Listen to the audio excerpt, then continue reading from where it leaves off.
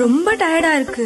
இயற்கையான டேட்ஸ், பாதாம், பிஸ்தா, cash and honey கொண்டு தயாரிக்கப்பட்ட லயன் டேட் நட் பைட்ஸ்.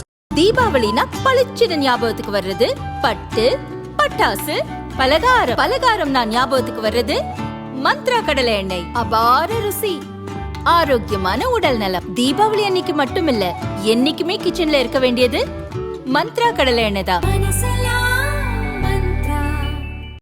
சீனா உலகிலேயே அதிக அளவு தங்கத்தை உற்பத்தி செய்யும் நாடாக உள்ளது. அதே நேரத்தில் தங்க கையிருப்பில் ஆப்பிரிக்கா மற்றும் ஆஸ்திரேலியாவுக்கு அடுத்த இடத்தில் உள்ளது. 2021 தங்க படிமங்களை கண்டுபிடிப்பதில் சீனா தீவிரம் காட்டி வருகிறது. அதன்படி வடகிழக்கு மாகாணமான லியானிங்கில் 14.44 லட்சம் கிலோ தங்க இருப்பு கடந்த ஆண்டு கண்டுபிடிக்கப்பட்டது. இதேபோல ஜென்ஜியாங் உய்குர் பிராந்தியத்தில் உள்ள மலையில் 10 லட்சம் கிலோ தங்க இருப்பு கண்டுபிடிக்கப்பட்டது. இந்நிலையில் ஷான்டாங் மாகாணத்தின் யான்டாய் நகரில் உள்ள லைசோ கடற்கரை அருகே கடலுக்கடியில் ஒரு பிரம்மாண்டமான தங்க படிமத்தை சீனா கண்டுபிடித்துள்ளது. இது ஆசியாவின் கடலுக்கடியில் உள்ள மிகப்பெரிய தங்க இருப்பு என கூறப்படுகிறது. புதிய சுரங்கத்தில் சுமார் 562 டன் உயர்தர தங்கம் இருப்பதாக மதிப்பிடப்பட்டுள்ளது.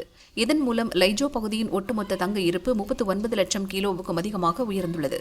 இது சீனாவின் தேசிய தங்க இருப்பில் தோராயமாக 26% ஆகும். இந்த கண்டுபிடிப்பின் வாயிலாக லைஜோ பகுதி சீனாவின் தங்க இருப்பு மற்றும் தங்க உற்பத்தி ஆகிய இரண்டிலும் முதலிடத்தை பிடித்துள்ளது.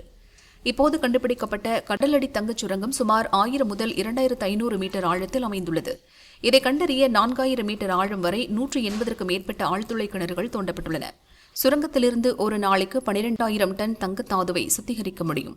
இதன் மூலம் ஆண்டுக்கு சுமார் 15 டன் சுத்தமான தங்கம் கிடைக்கும் என்று எதிர்பார்க்கப்படுகிறது. இந்த திட்டத்துக்காக சீனா 11,000 கோடி ரூபாய் முதலீடு செய்ய திட்டமிட்டுள்ளது. ஒரு டன் தாதுவில் சராசரியாக 4.2 கிராம் தங்கம் இருப்பதாக ஆய்வுகள் தெரிவிக்கின்றன.